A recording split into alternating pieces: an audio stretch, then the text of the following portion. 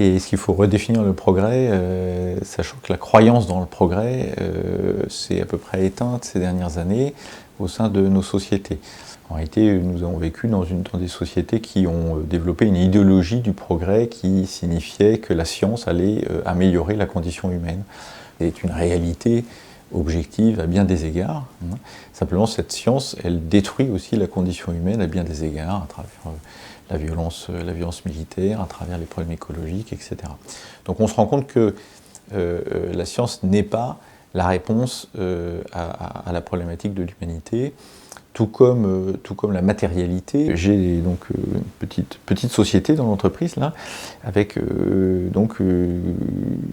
des individus, des personnes qui sont un peu perdus par rapport à cette notion de progrès. Alors le progrès, ça veut dire quoi? Ça veut dire prograder, hein, ça veut dire monter en grade, au fond. Ça veut dire aller de l'avant, hein, avancer, au sens de monter en grade, voilà, donc grandir. Et donc on se rend bien compte que l'humanité ne sait pas monter en grade uniquement sur des bases matérielles.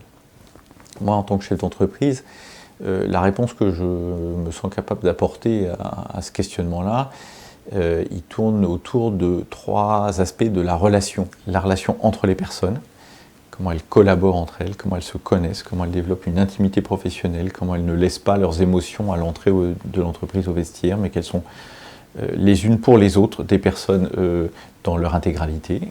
La deuxième dimension, c'est la relation au travail.